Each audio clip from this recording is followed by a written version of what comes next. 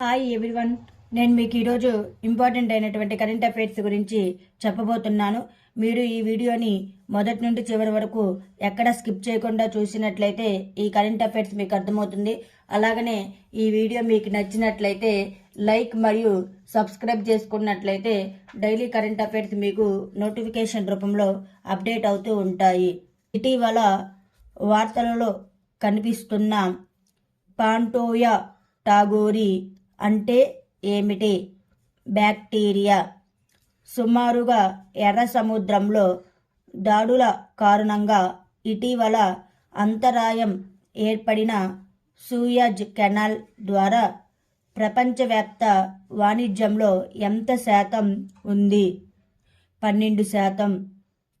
అంతర్జాతీయ గీతా సెమినార్ మరియు గీతా మహోత్సవ్లో ఏ రాష్ట్రంలో ప్రధాన రాష్ట్ర భాగస్వామి? అస్సాం.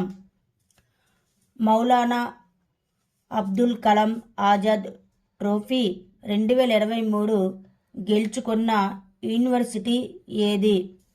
గురు నానక్ దేవ్ యూనివర్సిటీ. ప్రాజెక్టు ప్రయాస్ ఇటీవల వార్తల్లో కనిపించింది. ఇది ఎవరి ఉమ్మడి చొరవ? మైగ్రేషన్ కోసం అంతర్జాతీయ సంస్థ మరియు విదేశీ వ్యవహారాల మంత్రిత్వ శాఖ. ఇటీవల గుజరాత్ ప్రభుత్వం ఏ నగరం నుండి మద్యపాన నిషేధాన్ని ఎత్తివేసింది? Gift City. ఇటీవల మిస్ కాంటినెంటల్ ఇంటర్నేషనల్ 2023 కిరీటాన్ని ఎవరు గెలుచుకున్నారు? ఆస్త్రావల్.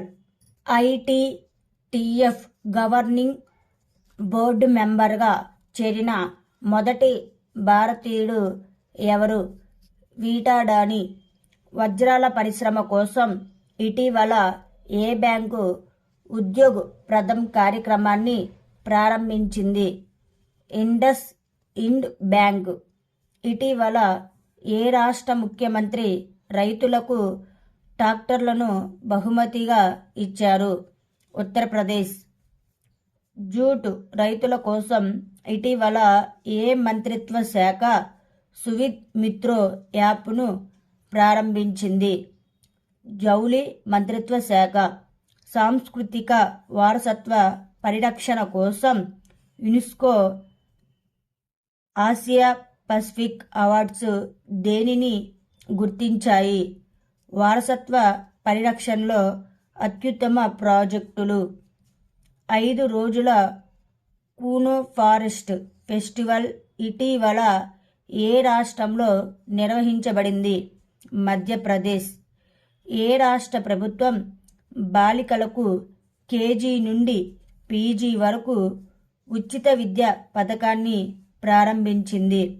రాజస్థాన్. ఇటీవల విడుదల చేసిన నైపుణ్యాల నివేదిక 2024 ప్రకారం భారతదేశంలో పనిచేయడానికి అత్యంత ప్రాధాన్య రాష్ట్రం ఏది? కేరళ.